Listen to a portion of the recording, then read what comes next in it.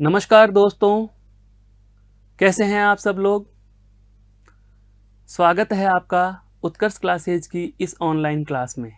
दोस्तों, आज हम पूर्व की कक्षा से चल रहे बिंदु को आगे बढ़ाते हैं।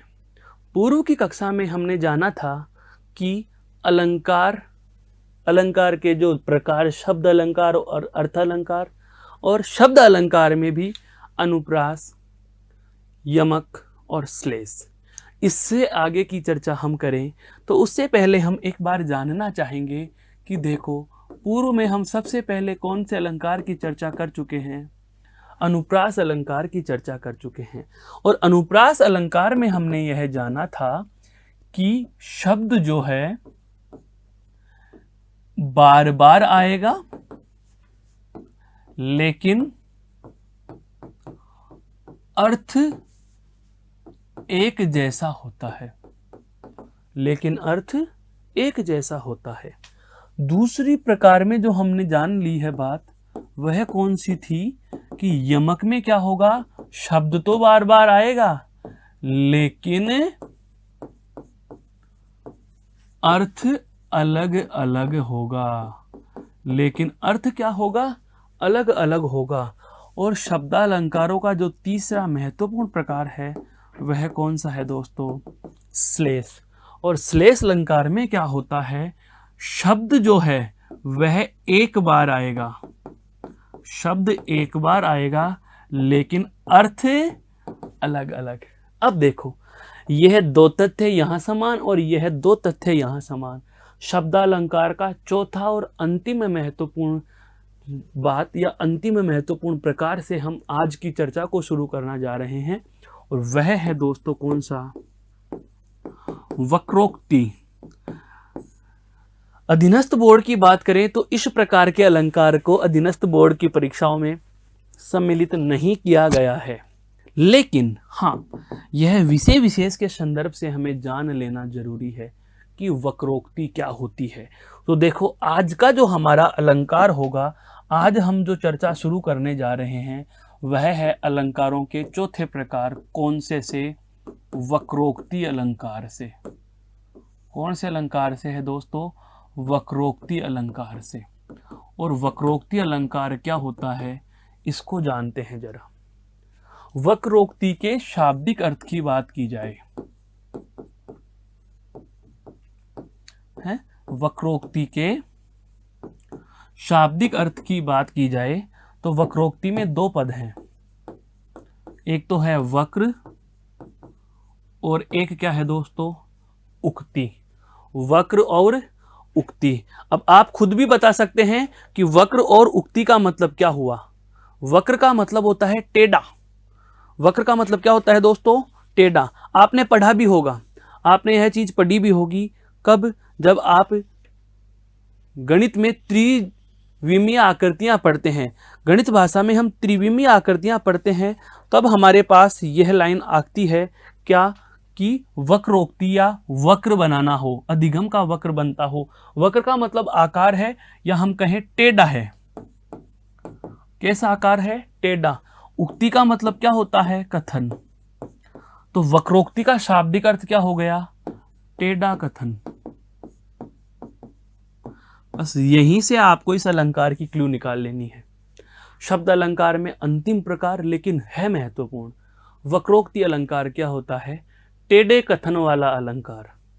कहने का मतलब यह है कि जब हम अनुप्रास अलंकार पढ़ रहे थे तो शब्द भी एक जैसा और उसका अर्थ भी एक जैसा। पूर्व की कक्षा में हमने जाना था कि यमक अलंकार में क्या होता है, शब्द बार बार आता है और हर बार उसका अर्थ बदलता जाता है। श्लेष अलंकार में क्या होता है, शब्द एक ही बार आता है लेकिन उसका अर्थ बदलता जाता है। अब यहाँ वक्रोक्ति में क्या होता है दोस्तों, वक्रोक्ति एक प्रकार से मान लीजिए सामने वाले को चिढ़ाना है। वक्रोक्ति का मतलब यह है कि हम कहना कुछ और चाह रहे हैं, श्रोता जी जो सुनने वाले हैं, जैसे मैं कहना तो कुछ और चाह रहा हूं और आप मेरे विद्वान दोस्तों उसका कोई मीन अलग ही निकाल ले जाओ। कुछ समझ में आया, मैंने कहना कुछ चाहा है, मैंने कहा कुछ और, आपने सुन करके अपने हिसाब से उसका कुछ और अर्थ निकाल लिया, टेढ़ा अर्थ निकाल लिया। वही क्या होता है, वक्रोक्ति अलंकार होता है। कहने का मतलब यह हुआ कि जब श्रोता वक्ता द्वारा कही गई बात का जानबूझकर अलग अर्थ निकाल ले, जब श्रोता वक्ता द्वारा कही गई बात का जानबूझकर अलग अर्थ निकाल ले, वहां वक्रोक्ति अलंकार होता है, वहां वक्रोक्ति अलंकार होता है। इसके हम उदाहरण की भी बात करें तो देखो, वक्रोक्ति अलंकार में दोस्तों, वक्रोक्ति अलंकार की बात करें तो वक्रोक्ति अलंकार में बहुत ज्यादा परेशानी वाली बात नहीं, इसमें केवल टेढ़े कथन के संदर्भ आते हैं। जैसे कहा, को तुम कौन हो? अरे भाई, हो हम घनश्याम हैं। अरे राधा, ओ राधा, सुनती हो? नहीं। कौन हो तुम? को तुम अर्थात कौन हो तुम? है हम घनश्याम। राधा ने जानबूझकर उसका अलग अर्थ निकाल लिया। भगवान श्री कृष्ण ने कहा कि मैं घनश्याम हूं, लेकिन राधा ने अलग अर्थ निकाल लिया और क्या कहा, तो मैं क्या करूं, घनश्याम हो तो कित जाए बरसो, है कि तुम घनश्याम हो अर्थात तुम काले बादल हो, तो यहां क्यों आए हो, कहीं जाकर बरस जाओ। कुछ समझ में आया दोस्तों? मेरे कहने का मतलब यह है, पहले इसकी परिभाषा को हम लिखेंगे, उसके बाद ये वाली बात समझ में आएगी। वक्रोक्ति का मतलब क्या होता है कि जब वक्ता द्वारा कहे गए कथन का श्रोता जानबूझकर, है अर्थात चाहकर ही, अपनी इच्छा से जानबूझकर, यह ऐसा कब होता है, हंसी ठिठोली करते हैं, जब दो अपनों के बीच हंसी ठिठोली होती है तो जानबूझकर उल्टी बातें करते हैं, जानबूझकर अलग अर्थ निकालते हैं। जब वक्ता द्वारा कहे गए कथन का श्रोता जानबूझकर अलग अर्थ निकाल ले, अलग अर्थ निकालता है, वहां वक्रोक्ति अलंकार होगा, वहां वक्रोक्ति अलंकार होगा। कहने का मतलब यह हुआ कि कहा कुछ और, समझा कुछ और। दरवाजे की घंटी बजी है, राधा जी पूछती है, को तुम, कौन हो तुम? भगवान श्री कृष्ण ने कहा, हो हम घनश्याम। अरे हम घनश्याम हैं। राधा ने जानबूझकर वक्ता द्वारा, ध्यान से समझना, परिभाषा से उदाहरण समझ में आएगा।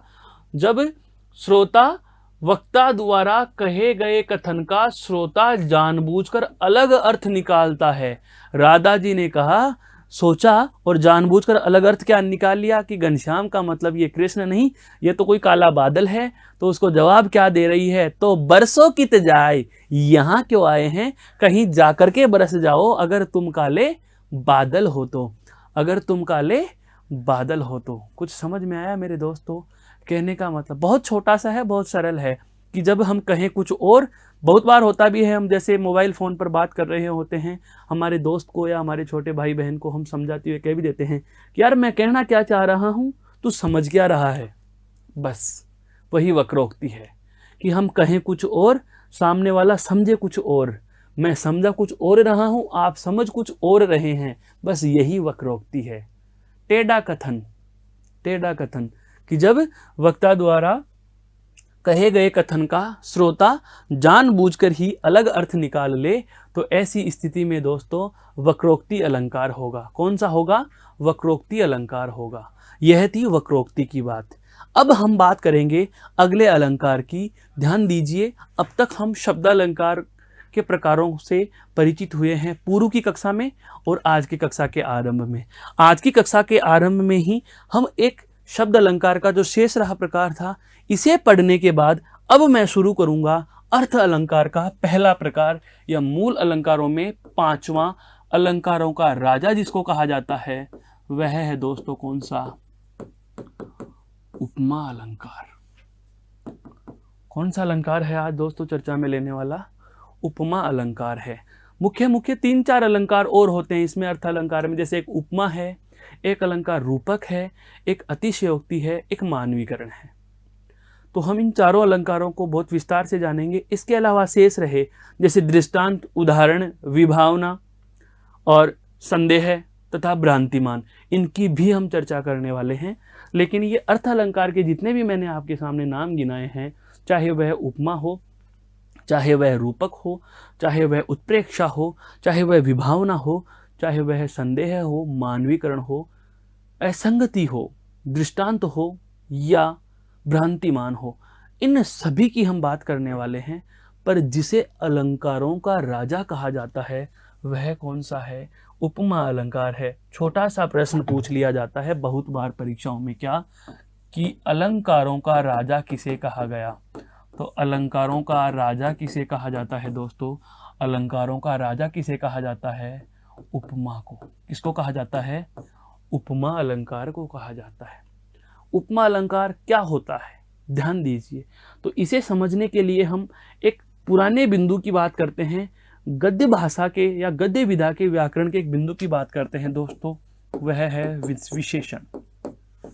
वह बिंदु कौन सा है? विशेषण। विशेषण में क्या होता है? एक संज्ञा या सर्वनाम की विशेषण के द्वारा विशेषता बताई जाती है। वही बात उपमा अलंकार के संदर्भ में है।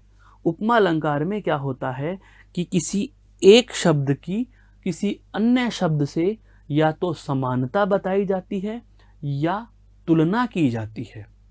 किसी एक शब्द की किसी अन्य एक शब्द से या तो क्या बताई जाएगी दोस्तों? समानता। क्या बताई जाएगी? समानता। या फिर क्या बताई जाएगी? तुलना। समानता या तुलना की जाती है। समानता या तुलना जहां भी होती है काव्य में, जहां पर एक शब्द से किसी अन्य की समानता या तुलना की जाती है, तो ऐसी स्थिति में क्या होगा? उपमा अलंकार होता है। अर्थात परिभाषा के संदर्भ में बात करें हैं, इसकी परिभाषा यदि बात की जाए तो जहां उपमान से उपमेय की समानता बताई जाती है। जहां उपमान से उपमेय की समानता बताई जाती है वहां उपमा अलंकार होगा। वहां उपमा अलंकार होगा। मेरे कहने का आशय यह है दोस्तों कि जहां पर उपमान से उपमेय की समानता बताई जाती है। अब ये हमारे परिभाषा में, परिभाषा समझने से पहले दो नए शब्द आ गए, एक आ गया उपमान और एक आ गया उपमेय। ये दोनों क्या होते हैं, पहले हम इनको जान लेते हैं। तो ध्यान दीजिए दोस्तों, एक तो शब्द है उपमान, एक शब्द है उपमेय। इन दोनों शब्दों में वही संबंध पाया जाता है जो आपके होता है विशेषण और विशेष्य में। विशेषण और विशेष्य में क्या होता है? विशेषण होता है वह जिससे विशेषता बताई जाती है और विशेष्य वह होता है जिसकी विशेषता बताई जाती है। तो उपमान में भी वही होगा, क्या कि जिससे समानता बताई जाए, जिससे समानता बताएं। और उपमेय क्या होता है? जिसकी समानता बताएं, जिसकी समानता बताएं। दोनों चीजें समझ में आई मेरे दोस्तों? कहने का मतलब यह हुआ कि जब एक शब्द से एक शब्द की समानता बताई जाती है वहां क्या होता है? उपमा अलंकार होता है। वहां कौन सा होता है? उपमा अलंकार होता है। ये दो बातें, इन दो बातों के साथ साथ ही हमें एक और चीज इसमें ऐड कर लेनी है कि उपमेय और उपमान के साथ साथ एक आता है इसमें क्या? साधारण धर्म। क्या आता है दोस्तों? साधारण धर्म। साधारण धर्म हम यह भी कह सकते हैं कि जो उपमान उपमेय में समानता बताने वाला है, जो समानता बताई जाती है, जो समानता बताई जाती है, उदाहरण से भी स्पष्ट करेंगे। जो समानता बताई जाती है वह क्या कहलाती है? साधारण धर्म कहलाती है। कहने का मतलब यह हुआ, जैसे मैं कहूं मुख चंद्र सा खिल गया, उदाहरण से समझो इसको, मुख चंद्र सा खिल गया, मुख चंद्र सा खिल गया। यहां समझना है इस उदाहरण को विस्तार से। खिला कौन है? मुख। किसके समान? चंद्रमा के समान। क्या हुआ है? खिला है साहब। तो ध्यान रखना, खिल गया क्या हुआ? समानता बताई। कौन सी समानता है? खिल जाना। तो यह तो क्या है हो गया दोस्तों आपका साधारण धर्म। क्या हो गया? साधारण धर्म। कौन खिला? अर्थात जिसकी विशेषता बताई जाती है, जिसकी समानता बताई जाती है, वह क्या होता है आपका? उपमेय। वह क्या होता है आपका? उपमेय। जिसकी समानता बताएं और जिससे बताएं, वह क्या है दोस्तों? उपमान है। वह क्या है दोस्तों? उपमान है। अब बात आती है सर ये सा क्या है? तो जो उपमा अलंकार का जो चौथा अंग है, अब लिखने वाला हूं। देखो यह पहला अंग हम लिख चुके हैं, यह दूसरा अंग है, यह तीसरा है, और अब चौथा अंग जो मैं लिखने वाला हूं वह होता है वाचक शब्द। क्या होता है दोस्तों? वाचक शब्द। क्या है दोस्तों? वाचक शब्द। वाचक शब्द क्या है? सा, सम, सरिस, समान। ये ऐसे कुछ शब्द हैं जो हमें वाक्य में मिलेंगे, काव्य पंक्ति में मिलेंगे। देखो सा, सा मतलब के समान। के समान का अर्थ देने के लिए, किसके अर्थ का देने के लिए? के समान का अर्थ देने के लिए, के समान अर्थ, के समान अर्थ को बताने वाले जो भी शब्द होते हैं उनको हम क्या कहते हैं? वाचक शब्द कहते हैं। क्या कहते हैं? वाचक शब्द। तो आप बेझिझक कह सकते हैं कि यहां पर सा क्या है दोस्तों? वाचक शब्द है। क्या है? वाचक शब्द है। तो अब तक हमने क्या क्या चीजें जान ली? ध्यान दीजिए वापस से एक बार। उपमा अलंकार क्या होता है? अलंकारों का राजा। अलंकारों का राजा है। इसमें क्या की जाती है? समानता या तुलना की जाती है। लेकिन महत्वपूर्ण बात, तो ज्यादा फोकस किस पर करना है? समानता पर। यह महत्वपूर्ण है। तुलना वाले बहुत कम मिलते हैं, तुलना वाले बहुत कम मिलते हैं, महत्वपूर्ण है। ठीक है, परिभाषा की बात करें तो परिभाषा देखो मैंने आपके समक्ष लिख दी कि जहां उपमान से उपमेय की समानता बताई जाए, जहां उपमान की उपमेय से, जहां उपमान से उपमेय की समानता बता दी जाए, वहां कौन सा अलंकार होगा? उपमा अलंकार होगा। उसके बाद हमने जाने उपमा अलंकार के अंग। उपमा अलंकार के ये क्या है दोस्तों? अंग। कितने हैं? 4 अंग। उपमा अलंकार के कितने अंग? 4। कौन कौन से? उपमान, उपमेय, उपमान, उपमेय, साधारण धर्म और वाचक शब्द। उपमान क्या होता है? जिससे समानता बताई जाती है। उपमेय क्या होता है? जिसकी समानता बताई जाती है। साधारण क्या धर्म क्या है? जो समानता बताई जाती है। और वाचक शब्द क्या होते हैं? समानता के अर्थ को बताने वाले शब्द, जैसे सा, सम, सरिस, समान, समाना है। उदाहरणों की भी हम बात करें, जैसे देखो उपमा अलंकार के कुछ उदाहरण हैं। क्या? संत हृदय नवनीत समाना। संत हृदय नवनीत समाना। कौन? संत हृदय। तो यह क्या हो गया दोस्तों? यह हो गया आपका उपमेय। नवनीत समाना, यह क्या हो गया आपका? उपमान। यह क्या है? उपमान। समाना क्या है यहाँ पर? वाचक शब्द। वाचक शब्द। अब आप कहोगे कि सर यहाँ साधारण धर्म नहीं है, तो ध्यान रखना, जब आपको उपमा अलंकार के इन 4 अंगों में से 1, 2, 3 और 4, इन 4 अंगों में से कोई सा भी अंग लुप्त मिले, उदाहरण से समझ रहे हैं, 4 अंगों में से कोई सा भी अंग लुप्त मिले तो उसे कहा जाता है लुप्तोपमा। क्या कहा जाता है दोस्तों? लुप्तोपमा। अर्थात उपमा अलंकार का कोई सा न कोई सा क्या है? अंग लुप्त है। क्या है? इसमें एक अंग कम है। अंग क्या है? लुप्त है। उसे क्या कहा जाता है दोस्तों? लुप्तोपमा कहा जाता है। जैसे कि इसमें साधारण धर्म नहीं दिया हुआ। आगे देखो, पीपल पात सरिस मन डोला। पीपल के पत्ते के समान मन डोल रहा है। पीपल पात सरिस मन डोला। पीपल पात सरिस मन डोला। मन क्या कर रहा है? डोल रहा है। डोलना तो क्या हो जाएगा उसका? साधारण धर्म। कौन डोल रहा है? मन। तो यह क्या हो जाएगा? उपमेय। किसके समान? पीपल पात के समान।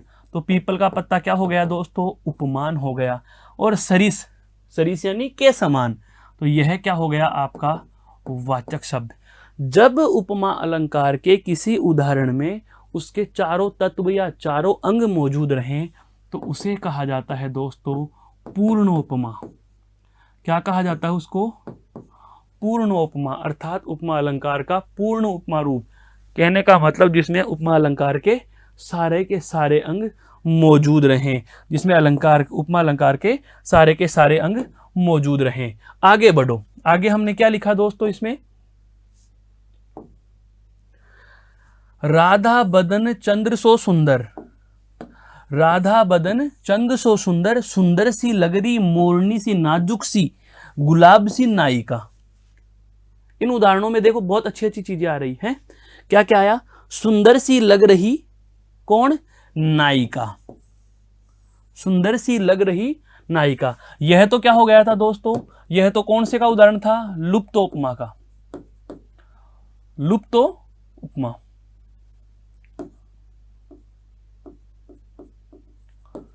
यह कौन सा हो गया? पूर्णोपमा। और यह ध्यान दीजिए अब, सुंदर सी लग रही, सुंदर सी लग रही नायिका। कैसी लग रही है? सुंदर सी लग रही। लगना तो क्या हो गया? साधारण धर्म। लगना क्या हो जाएगा? साधारण धर्म। सी, यह क्या है दोस्तों? यहां वाचक शब्द। कैसी लग रही है? सुंदर। यह क्या हो गया आपका? उपमान। कौन लग रही है? नायिका। क्या हो गया? उपमेय। यह क्या हो गया? उपमेय। अब देखो उसके साथ साथ ही मोरनी सी नाजुक है, मोरनी सी नाजुक सी गुलाब सी। तो ये और हमें क्या दे दिए गए? इसके अनेक उपमान दे दिए गए। तो जब उपमान अधिक दे दिए जाएं, क्या दे दिए जाएं? उपमान अधिक दे दिए जाएं, अधिक दे दिए जाएं तो वहां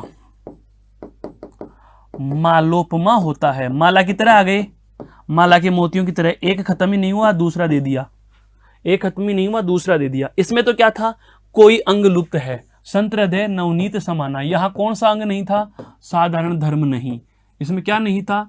साधारण धर्म नहीं। इसलिए हमने इसको क्या कहा? इसलिए हमने इसको क्या कहा दोस्तों? इसलिए इसको हमने क्या कह दिया? लुप्तोपमा। क्या कह दिया? लुप्तोपमा कह दिया। क्या कह दिया? लुप्तोपमा। लेकिन यदि बात की जाए इसकी, तो यहां पर सारे के सारे अंग मौजूद हैं, तो इसको क्या कह दिया? पूर्णोपमा। और यहां पर क्या है? मालोपमा। क्या है ये? मालोपमा। ये कौन सा हो गया? लुप्तोपमा। क्यों? क्योंकि किसकी अनुपस्थिति थी? साधारण धर्म की। इसमें सभी अंग मौजूद हैं, इसमें सभी अंग मौजूद हैं। और यहां पर की बात की जाए तो यहां उपमान अधिक आ गए। क्या आ गए दोस्तों? उपमान अधिक आ गए। तो एक बेसिक सा मैंने इसको बहुत ज्यादा विस्तार देके आपके समक्ष रख दिया कि जो उपमा अलंकार है, जो उपमा अलंकार है, जिसके चार तत्व या अलंकारों का जो राजा है, किस तरीके से इसके मुख्य 3 प्रकार और होते हैं।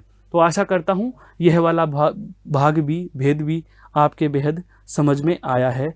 अब हम बात करेंगे अगले अलंकार की।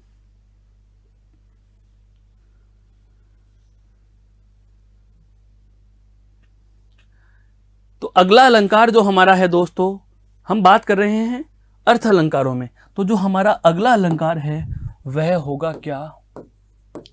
रूपक अलंकार। कौन सा होगा दोस्तों? रूपक अलंकार। हमने अभी अभी जाना कि जब उपमान और उपमेय में क्या बताई जाए? समानता बताई जाए। क्या बता दी जाए? समानता। तो समानता बताने वाली स्थिति में तो क्या होगा? उपमा अलंकार होगा। अर्थात जब समानता की स्थिति हो तो क्या होगा? उपमा। लेकिन जब उपमान का उपमेय पर अभेद आरोप कर दिया जाए, जब उपमान का उपमेय पर क्या कर दिया जाए? आरोप, जब उपमान का उपमेय पर आरोप सिद्ध कर दिया जाए, हैं, आरोप सिद्ध कर दिया जाए,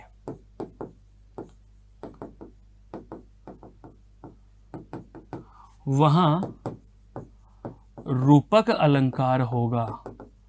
वहां कौन सा होगा दोस्तों? रूपक अलंकार होगा। अब आरोप कैसे होता है वह जानो।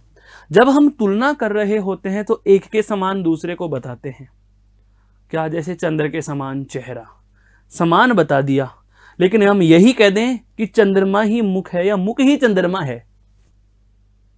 कुछ समझ में आया दोस्तों? मेरे कहने का आशय यह है कि जब यह कह दिया जाए कि चंद्रमा के समान,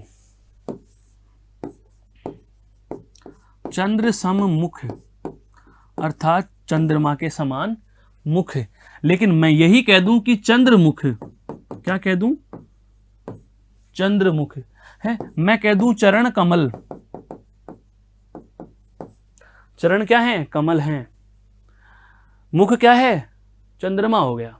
कहने का मतलब जब उपमेय पर उपमान का आरोप सिद्ध कर दिया जाए, जबरदस्ती ही कर दें कि यह नहीं बल्कि वही है, मुझे चंद्र खिलौना चाहिए।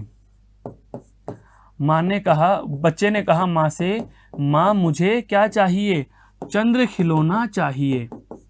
अरे भाई, चंद्र खिलौना तो बच्चे ने मांग लिया, पर माँ को तो पता है कि चंद्रमा खिलौना नहीं, लेकिन बच्चे ने उस चंद्रमा को क्या बना लिया?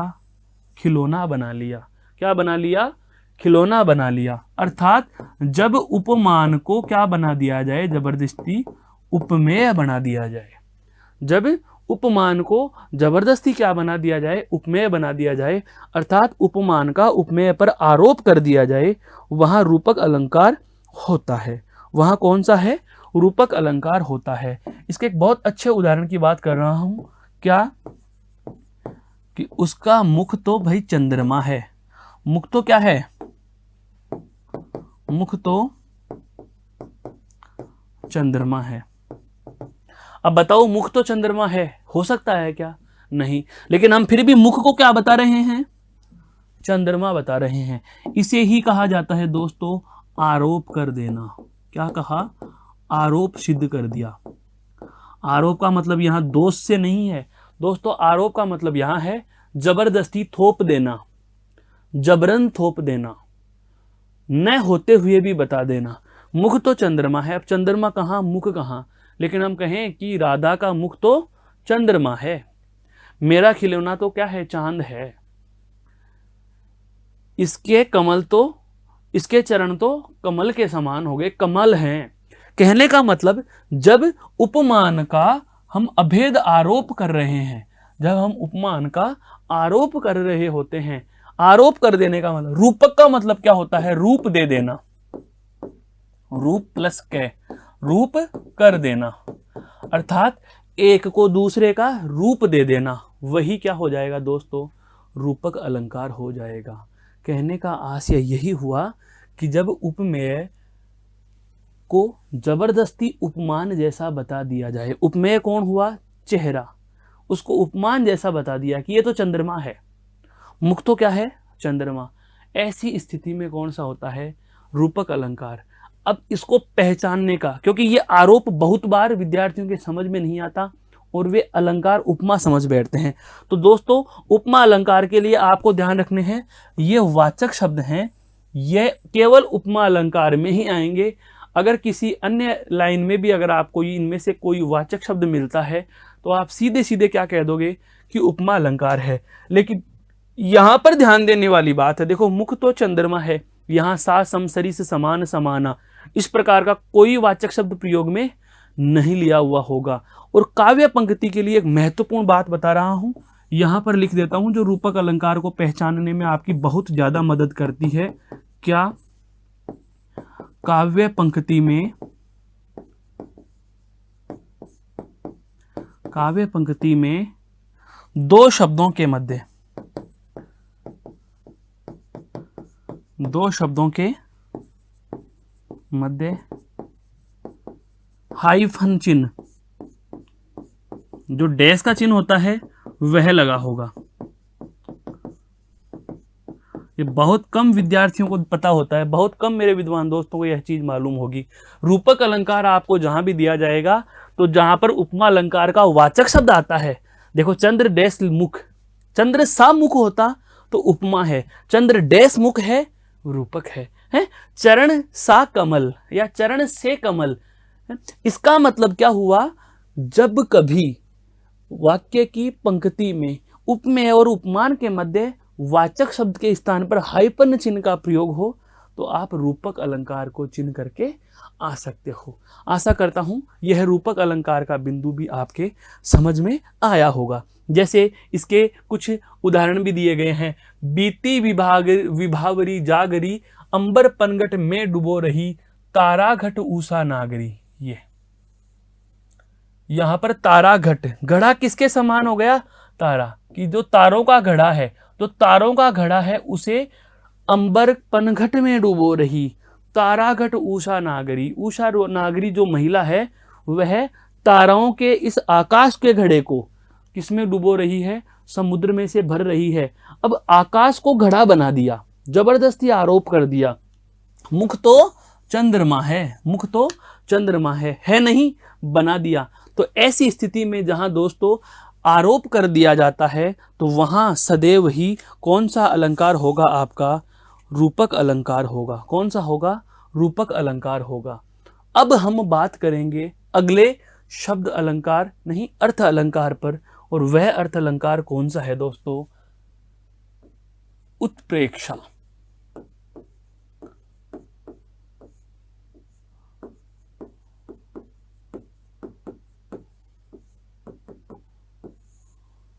उत्प्रेक्षा अलंकार बहुत अच्छा अलंकार है। उपमा अलंकार में क्या था, उपमेय और उपमान में समानता बताई गई। रूपक अलंकार में क्या था, उपमेय को उपमान बना दिया गया, बनाया गया, और इसमें क्या होता है, मान लिया जाता है। जब उपमेय को उपमान मान लिया जाए, जब उपमेय को उपमान मान लिया जाए, जब उपमेय को उपमान मान लिया जाए, जब उपमेय को उपमान ही मान लिया जाए, तो ऐसी स्थिति में हम कौन से अलंकार में चले जाएंगे दोस्तों, उत्प्रेक्षा अलंकार में चले जाएंगे। इसमें आपको मानने वाले शब्द भी मिलेंगे, जब आपको इसमें मानने वाले शब्द भी मिलेंगे। हम कहें शब्दशः परिभाषा में क्या, कि उपमेय में उपमान की क्या होगी, संभावना व्यक्त, संभावित होगा, संभावना व्यक्त कर दी जाएगी। संभावना है, माना कि राम की आय x है, माना कि राम की आय x है, बस यही आप गणित विषय में बहुत बार पढ़ते हैं, माना कि राम की आय x है। यह आपने जो माना है ना, यह मानना ही कौन सा होता है दोस्तों, उत्प्रेक्षा होता है। यह मानना ही क्या होता है, उत्प्रेक्षा होता है। मेरे कहने का आशय यही है कि इस उत्प्रेक्षा अलंकार में जो वाचक शब्द होंगे, आपके जो वाचक शब्द होंगे वो किस प्रकार के होंगे, मनु, मानो है, माना, मनहु, जनु, जानो, जाना, जनहु। कहने का मतलब मनु, मानो, मनहु, जनु, जानो, जनहु, इस प्रकार के वाचक शब्द लिख करके आपको उदाहरण दे दिया जाएगा। वहां पर हम क्या करेंगे, उपमेय उपमान की क्या मानी जाएगी, ये संभावना व्यक्त की जाती है। अर्थात कहने का आशय यही हुआ कि जब उपमेय में उपमान की, जब उपमेय में उपमान की संभावना व्यक्त कर दी जाए, जब उपमेय में उपमान की संभावना व्यक्त कर दी जाए, जब उपमेय में उपमान की संभावना व्यक्त कर दी जाए, तो वहां क्या हो जाएगा, उपमा अलंकार होगा। अर्थात मान लेने के लिए क्या होगा, बाध्यता हो जाएगी कि मानो ऐसा ही होता है, मानो ऐसा ही होता है।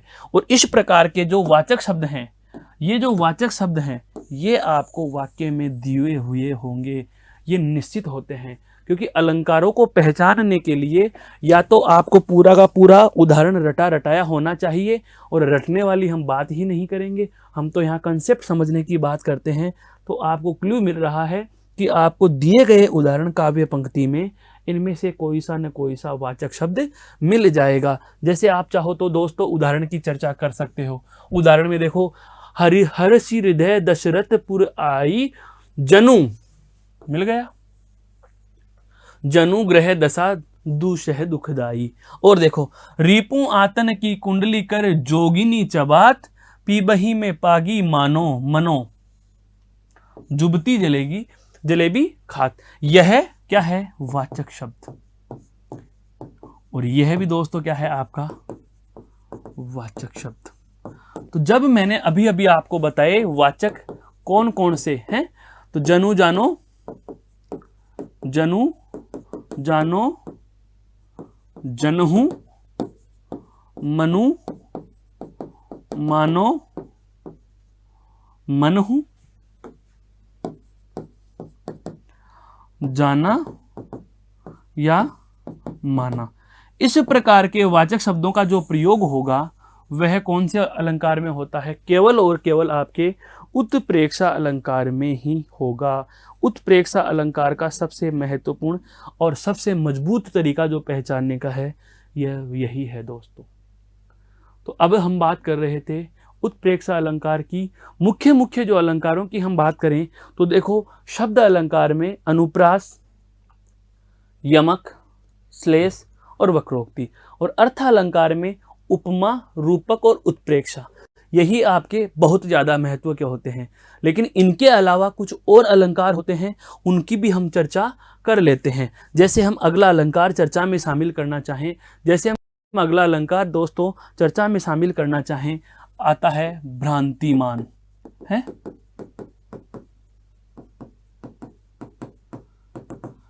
भ्रांतिमान अलंकार। कौन सा दोस्तों? भ्रांतिमान अलंकार। अब इसी की तुलनात्मक दृष्टि से हम दूसरा भी ले लेंगे, कौन सा? संदेह है। अब दो अलंकार और आगे भी एक दो अलंकार का और जोड़ आता है। वह कौन सा आता है आपका? एक आता है उदाहरण और एक आता है संदेह, एक आता है दृष्टांत।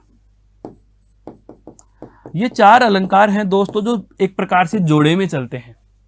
इन चारों अलंकारों की पहचान में बहुत बार विद्यार्थी भ्रमित हो जाते हैं। हम उस भ्रम को भी आज दूर कर लेते हैं।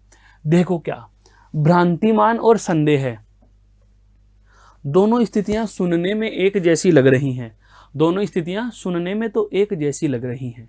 भ्रांतिमान कब होगा, संदेह अलंकार कब होगा, जान लीजिए। भ्रांति केवल ध्यान दीजिए, भ्रांति और संदेह है, भ्रांति और संदेह, ये दोनों शब्द एक हैं। लेकिन इसमें आगे एक नई चीज और जोड़ दी, मान। मैंने मान लिया, संदेह में माना नहीं है, भ्रांति में भी मानेंगे नहीं, संदेह में भी मानेंगे नहीं। लेकिन अगर जोड़ दिया जाए संदेह मान, तो संदेह मान और भ्रांति मान दोनों एक जैसे हो जाते हैं। लेकिन यहां तो भ्रांति के आगे मान जोड़ दिया और यहां पर नहीं जोड़ा हुआ। मैं कहूं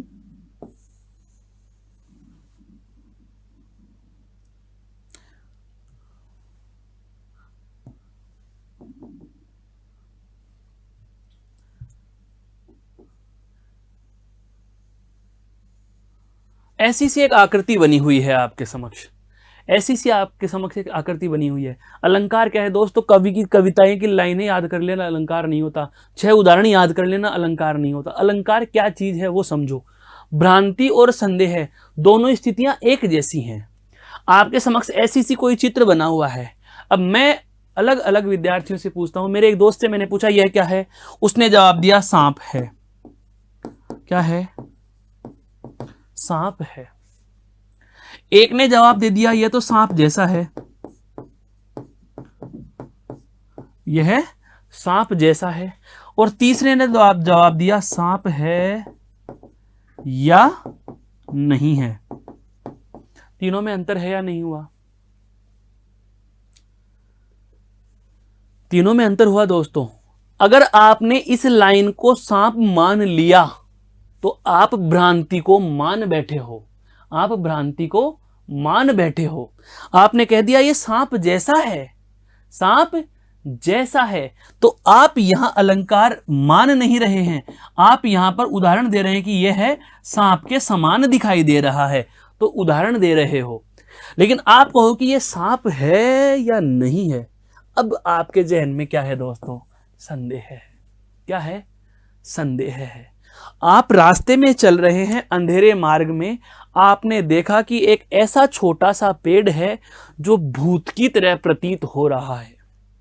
रुक करके मैं सोच रहा हूं भूत है या नहीं है, भूत है या नहीं है। स्थिति संदेह की है, स्थिति भ्रांति की है, लेकिन मैं उसे भूत समझकर डर के भाग गया, तो मैं उस भ्रांति को मान बैठा हूं।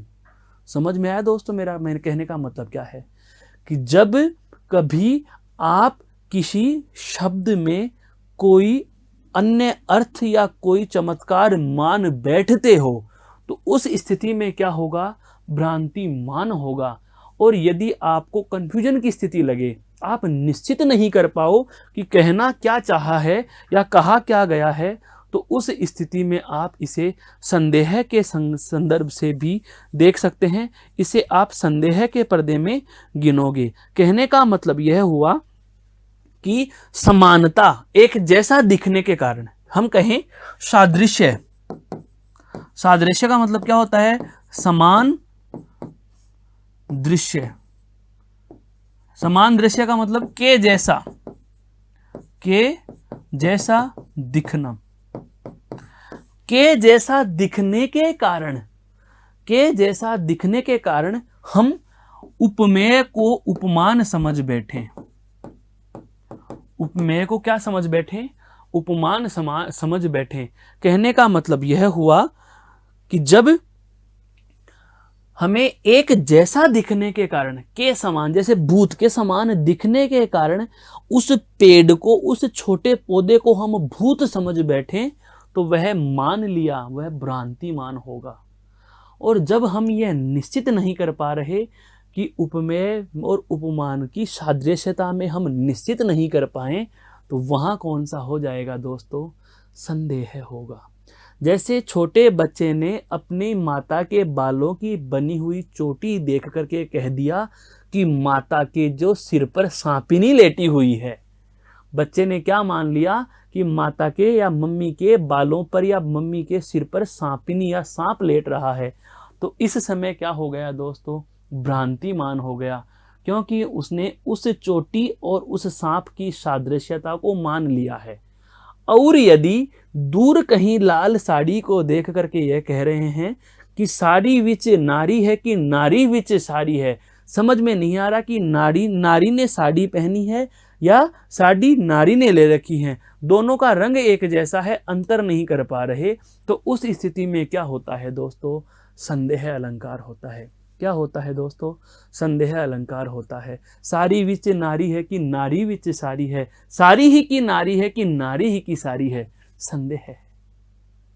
और सांपिनी लेटी, सिर पर सांपिनी लेटी, भ्रांतिमान, मान बैठे, यही है।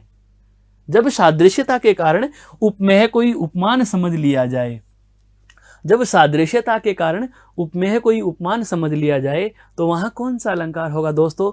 भ्रांतिमान अलंकार होगा। जैसे देखो, जाने श्याम को श्याम घन नाच उठे वन मोर।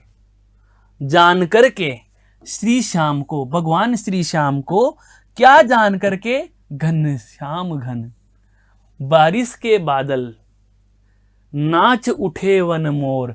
भगवान श्री कृष्ण गाय चराते चराते वन में जा रहे हैं, और वन में जैसे ही वो पहुंचते हैं तो उनके जाते ही मोर उनके श्याम वर्ण के शरीर को देख करके क्या समझ बैठे कि बारिश के बादल आ गए हैं, बारिश के बादल छा गए हैं। और हमें पता है दोस्तों कि जब बारिश का मौसम होता है, बारिश के बादल छा जाते हैं, तो मोर नाचने लग जाते हैं। तो जब ऐसी स्थिति उत्पन्न हुई कि भगवान श्री श्याम, भगवान श्री कृष्ण वन में पहुँचे, तो जाने श्याम को श्याम घन, जान करके श्री कृष्ण को काले बादल, वन के मोर नाचने लग गए कि बादल आ गए हैं।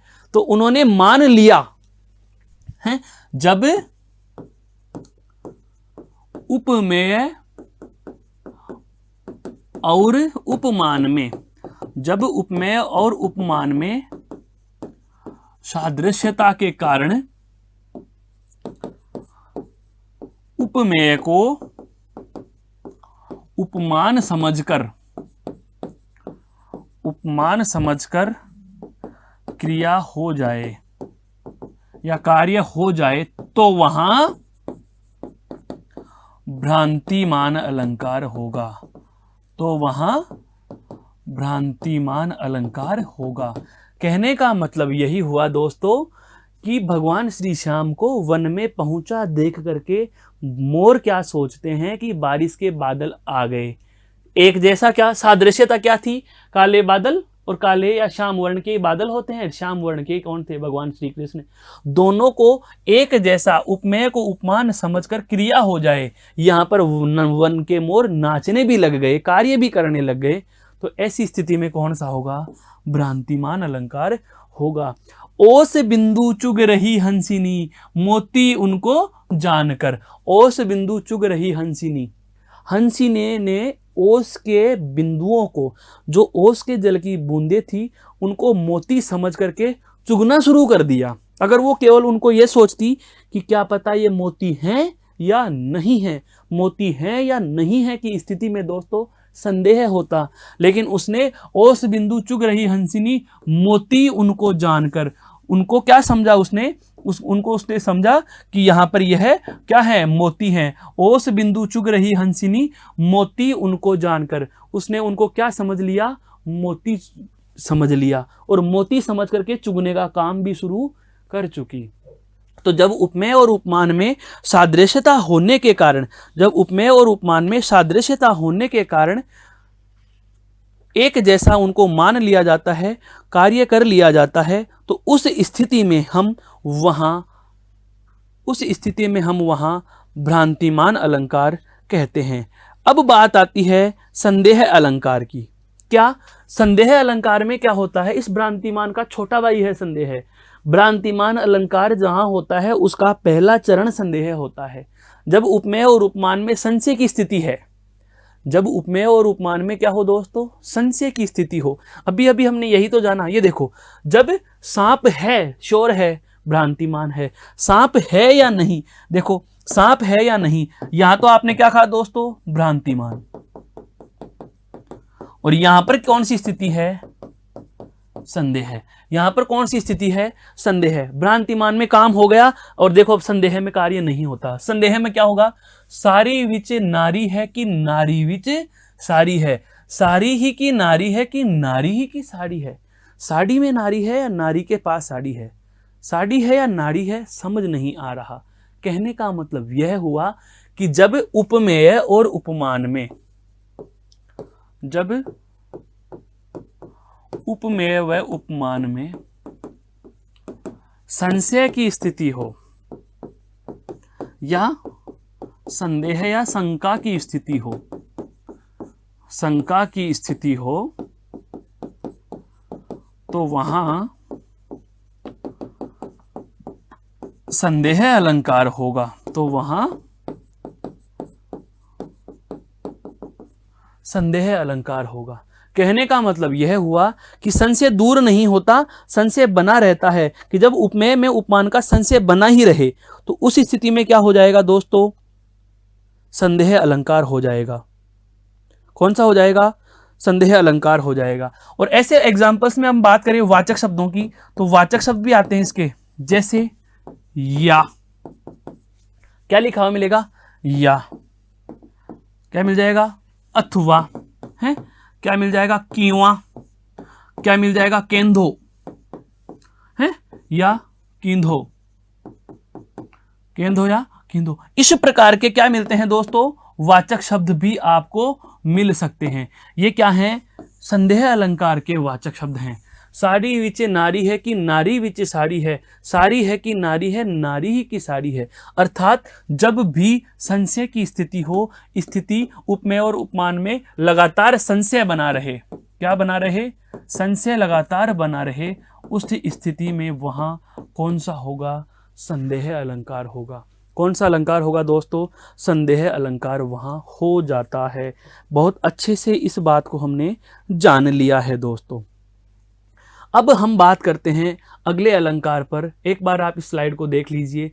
फिर बेहद से, अभी अभी मैंने कहा भ्रांतिमान और संदेह, ऐसे ही दो अलंकार जो जोड़े से चलते हैं वो कौन कौन से हैं? दृष्टांत और उदाहरण अलंकार।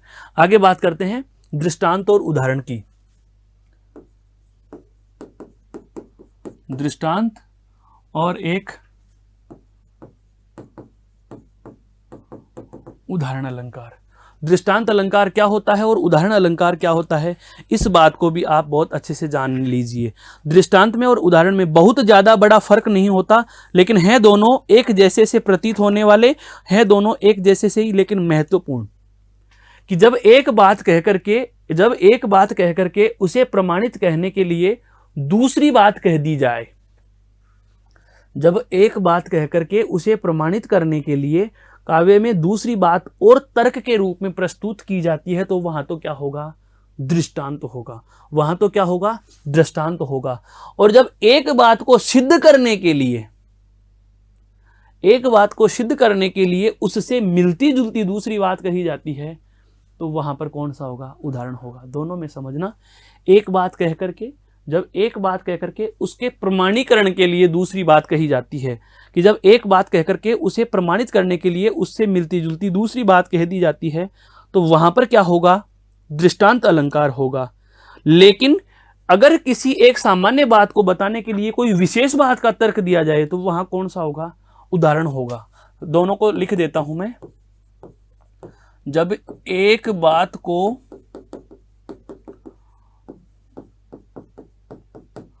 प्रमाणित करने के लिए उससे मिलती दूसरी बात कही जाए,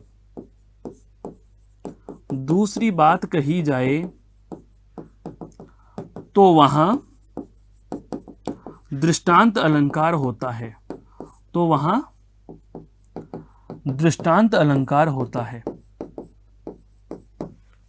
एक बात कह दी और उसको प्रमाणित करने के लिए, उसे स्पष्ट करने के लिए उसी के समान, उसी से मिलती जुलती दूसरी बात और कहें, तो वहां कौन सा होगा? दृष्टांत होगा। जैसे मैंने कहा, करत करत अभ्यास के जड़मति होत सुजान, रस्सी आवत जात ते सिल पर पड़त निशान। कि बार बार अभ्यास के, बहुत बार सुना है, बहुत बार हमने मोटिवेशन या प्रेरणादायक भाषणों में यह बात सुनी है कि करत करत अभ्यास के जड़मति होत सुजान, रसरी आवत जातते सिल पर पड़त निशान। तो पहली लाइन कौन सी थी? करत करत अभ्यास के जड़मति होत सुजान। बार बार अभ्यास करने से हर एक कार्य सरल हो जाता है, जिस प्रकार से बार बार रस्सी के आने से पत्थर पर निशान बन जाते हैं।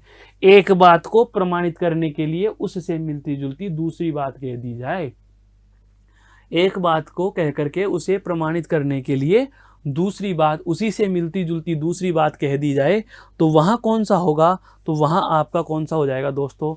दृष्टांत अलंकार हो जाएगा। लेकिन अब उदाहरण अलंकार में क्या होता है? दोनों है एक जैसे ही। उदाहरण अलंकार में एक सामान्य बात को स्पष्ट करने के लिए, एक सामान्य बात को स्पष्ट करने के लिए कोई विशेष बात कही जाए। यहां पर तो कैसी बात कह रहे हैं दोस्तों? मिलती जुलती, उससे मिलती। और यहां पर सामान्य बात को स्पष्ट करने के लिए कैसी बात कही जा रही है? विशेष बात कही जाए। विशेष बात कही जाए तो वहां उदाहरण अलंकार होगा। तो वहां उदाहरण अलंकार होता है। तो वहां उदाहरण अलंकार होता है। कहने का मतलब यही है कि जब एक बेसिक सी बात को कहने के लिए महत्वपूर्ण बात का सहारा लिया जाए तो उदाहरण होगा, और जब दो समान बातों को बताया जाए, एक बात को कहने के लिए या एक बात को स्पष्ट करने के लिए दूसरी साधारण सी बात कह दी जाए, तो वहां कौन सा हो जाएगा? दृष्टांत अलंकार हो जाएगा। लेकिन अब इन दोनों में एक बेसिक सा अंतर और है। आप कहोगे सर ये तो दोनों स्थितियां एक जैसी हो गई। बिल्कुल एक जैसी हैं, लेकिन यहां पर ध्यान रखना, एक बात सामान्य होगी, दूसरी महत्वपूर्ण होगी। यहां पर दोनों सामान्य हो सकती हैं, दोनों महत्वपूर्ण हो सकती हैं। अंतर कैसे करें? तो इनमें अंतर के लिए ध्यान रखना, दृष्टांत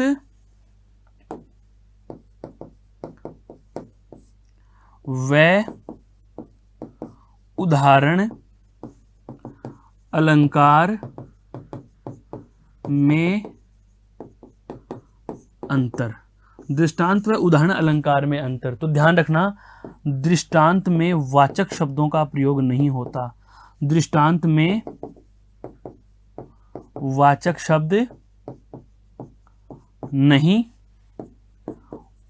उदाहरण अलंकार में वाचक शब्द होते हैं। उदाहरण अलंकार में वाचक शब्द होते हैं। इसमें वाचक शब्द होते हैं, कौन कौन से? ज्यों, जिमी, जैसे, जैसा, जैसा कि। कहने का मतलब उदाहरण अलंकार में जो दोस्तों आपके वाचक शब्द होते हैं उनका प्रयोग किया जाता है, और दृष्टांत अलंकार में आपके वाचक शब्दों का प्रयोग नहीं होता। जो, जिमी, जैसे हैं, जो, जिमी, जैसे, जैसा, इस प्रकार के जो वाचक शब्दों का प्रयोग होगा वह आपके उदाहरण अलंकार में होगा। हम इनके उदाहरणों से इस बात को अभी स्पष्ट करेंगे। दृष्टांत, दृष्टांत अलंकार क्या कह रहा था? एक समान, एक बात से मिलती दूसरी बात, एक बात से मिलती दूसरी बात कहना। एक बात से मिलती यदि दूसरी बात कही जाए तो वहां कौन सा हो रहा है दोस्तों? तो वहां दृष्टांत हो रहा है। जैसे करत करत अभ्यास के जड़मति होत सुजान, बार बार अभ्यास से हर मुश्किल से मुश्किल कार्य भी सरल हो जाता है। रसरी आवत जात है सिल पर पड़त निशान, जैसे कि बार बार रस्सी के आने से पत्थर पर भी निशान बन जाते हैं। लेकिन हम उदाहरण अलंकार की बात करें तो देखो, दुर्जन की कृपा बुरी, भली सुजन की आस ज्यों। दोस्तों यहां देखो, ध्यान देने वाली बात, क्या मिल गया हमें? ज्यों। यह क्या है यहां पर? वाचक शब्द। तो एक सामान्य सी बात क्या कि बुरे आदमी की कृपा ही बुरी है, कृपा ही भली है, चाहे भले आदमी के लालच के जगह। तो जिस प्रकार से सूरज की हम गर्मी बर्दाश्त कर लेते हैं, क्यों? क्योंकि हमें जल बरसन की आस होती है कि हर गर्मी की ऋतु के बाद बारिश की ऋतु आएगी। कहने का मतलब यही हुआ कि दुर्जन की कृपा बुरी, भली सुजन की त्रास ज्यों, यानी जिस प्रकार से, जैसे कि सूरज गर्मी करता है, जल बरसन की आस। सूरज गर्मी कर रहा है बारिश बरसने के लिए, बारिश हो सके इसके लिए। कहने का मतलब यही हुआ कि जब एक, यह तो कौन सी थी? सामान्य बात, और यह कौन सी हो गई दोस्तों? विशेष। तो जब एक सामान्य कथन को स्पष्ट करने के लिए विशेष कथन का तर्क दिया जाए तो उस स्थिति में तो क्या होगा? उदाहरण होगा। और जब दोनों एक बात से दूसरी क्या हो? मिलती बात कही जाए, मिलती बात कही जाए, तो वहां पर क्या हो जाएगा दोस्तों? आपका दृष्टांत अलंकार। अब हम बात करें आगे के अलंकार की, और अगला अलंकार दोस्तों हमारा बहुत ही सरल और बहुत ही महत्वपूर्ण, छोटे छोटे दो अलंकार हम और चर्चा में लेंगे, जिसमें एक अलंकार आपका आता है कौन सा? अतिशयोक्ति। अतिशयोक्ति अलंकार। अतिशयोक्ति अलंकार का क्या हो जाएगा? अतिशय प्लस उक्ति, अर्थात बढ़ा चढ़ाकर कहा गया कथन, अतिशय उक्ति। तो दोस्तों अगली हमारी जो चर्चा हम करने जा रहे हैं वह अतिशयोक्ति अलंकार की है, और मुश्किल से 10 मिनट के छोटे छोटे दोनों टॉपिक हैं, इनको हम एक बार देख लेते हैं कि अतिशयोक्ति अलंकार क्या होता है। अतिशयोक्ति अलंकार में बढ़ा चढ़ाकर वर्णन करना, बस इतना सा समझ लीजिए। अतिशयोक्ति अलंकार के लिए बेहद जानकारी की बात क्या है? बढ़ा चढ़ाकर वर्णन करना, बढ़ा चढ़ाकर वर्णन करना। आप कह सकते हो बढ़ाई करना। क्या करना? बढ़ाई करना। और इतनी बढ़ाई कर दी जाए कि यकीन ही ना हो, यकीन ही ना हो। उदाहरण से समझो, हनुमान की पूंछ में लगना पाई आग। हनुमान की पूंछ में लग ना पाई आग, लंका सिगरी जल गई, गए निशाचर भाग। हनुमान की पूंछ में लग ना पाई आग, लंका सिगरी जल गई, गए निशाचर भाग। मेरे कहने का मतलब यह हुआ कि हनुमान की पूंछ में आग लग ही नहीं पाई थी कि सारी की सारी लंका जल गई और राक्षस भाग गए, राक्षस भाग गए। अतिशयोक्ति अलंकार का बस इतना सा हमें ध्यान रखना है कि बहुत ज्यादा बड़ाई की बातें की जाएंगी कि भाई मोहन मोटरसाइकिल ऐसी चलाता है जैसे कि बिल्कुल बुलेट ट्रेन उससे बहुत पीछे रह जाती है। अब यह संभव थोड़ी हो सकता है, ऐसी बात कह दी जाए कि सुनने और देखने पर यकीन ही ना हो। हनुमान की पूंछ में लग न पाई आग, हनुमान जी की पूंछ में आग लगी नहीं थी, उससे पहले लंका, संपूर्ण लंका जल गई और राक्षस भाग गए। इसे कहा जाता है दोस्तों अतिशयोक्ति अलंकार, अर्थात बढ़ा चढ़ाकर वर्णन करना, बढ़ा चढ़ाकर वर्णन करना। और जब काव्य में बढ़ा चढ़ाकर वर्णन किया जाए तो उस स्थिति में हम वहां कह सकते हैं कि अलंकार कौन सा हो जाएगा दोस्तों, तो हम बेझिझक कह सकते हैं कि ऐसी स्थिति में अतिशयोक्ति अलंकार होता है। कौन सा अलंकार होता है?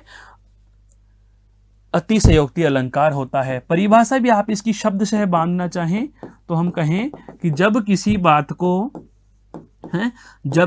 बात को इतना बड़ा चढ़ाकर कहा जाए, जब किसी बात को इतना बड़ा चढ़ाकर कहा जाए कि लोक सीमा से बाहर की लगे, अर्थात कल्पनाओं से बाहर की लगे, लिमिट्स को क्रॉस कर जाए, हैं, लोक सीमा से बाहर की लगे, वहां अतिशयोक्ति अलंकार होगा। वहां कौन सा होगा दोस्तों? अतिशयोक्ति होगा। ये बहुत ही बेसिक सा और सरल सा अलंकार है। इसके बाद एक अलंकार हमारा और आता है और वह कौन सा है दोस्तों? मानवीकरण। और मानवीकरण का मतलब क्या है होता है यह समझिए। हमारे संसार में दो प्रकार की चीजें हैं, एक है जड़ और एक है चेतन। तो ध्यान रखना, जब जड़ वस्तुओं से चेतन की क्रिया की कराई जाए,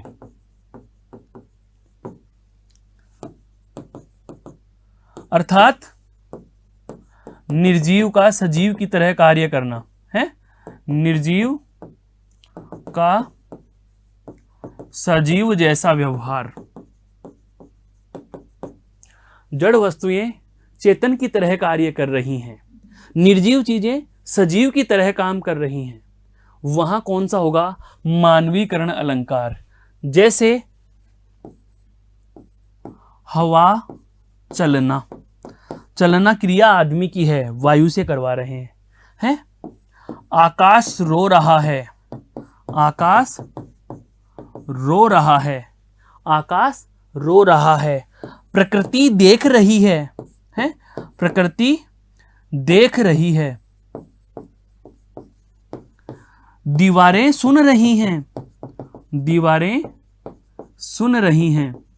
कहने का मतलब यह हुआ दोस्तों कि जब निर्जीव वस्तुओं से सजीव, काव्य में ऐसी पंक्ति प्रस्तुत कर दी जाए जहां जड़ रूप के व्यक्ति या जड़ रूप की वस्तुएं चेतन की तरह काम करें, निर्जीव सजीव की तरह काम करें, या हम कहें जड़ वस्तुओं से सजीव या चेतन के रूप में क्रियाएं कराई जाती हैं, तो वहां पर क्या होगा? मानवीकरण अलंकार होगा। वहां कौन सा होगा? मानवीकरण अलंकार होगा। अब 2 मिनट में मेरी बात कहना चाहूंगा।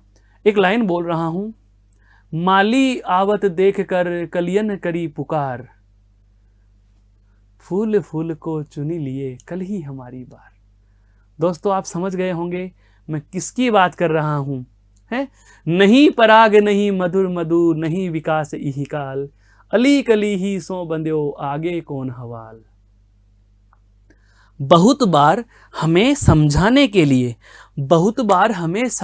के लिए हमारे घर वाले, हमारे इष्ट मित्र जन, हमारे पिता माता हमें कुछ इनडायरेक्टली कोई बात कहते हैं, दोस्तों। अलंकार बिंदु को मैं यहां आकर के समापन देना चाहूंगा। अंतिम अलंकार पर हल्का सा प्रकाश डालकर हम इस अलंकार बिंदु को बिल्कुल पूर्णता प्रदान कर देंगे। सारे अलंकारों पर हमारी चर्चा हो चुकी है। अन्योक्ति अलंकार, अन्य उक्ति,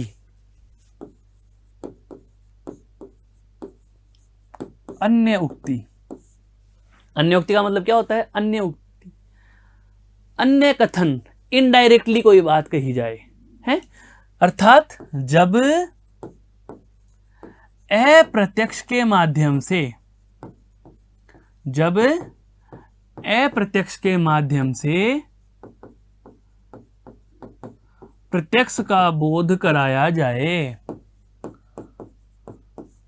जब अप्रत्यक्ष के माध्यम से प्रत्यक्ष का बोध कराया जाए तो वहां अन्योक्ति अलंकार होगा, वहां अन्योक्ति अलंकार होगा।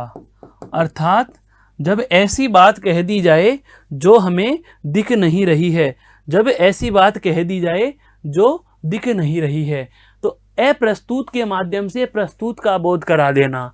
नहीं पराग नहीं मधुर मधु, नहीं विकास इहीं काल। हे राजा, तुम पागल हो गए हो। बिल्कुल, बिहारी ने जब यहाँ जयसिंह जी के कार्यकाल में राजस्थान राज्य के जयपुर में वो पहुँचते हैं तो देखा कि राजा जयसिंह अपनी नवविवाहिता और नवयुवती रानी पर मोहित होकर के राजकाज को भूल जाते हैं।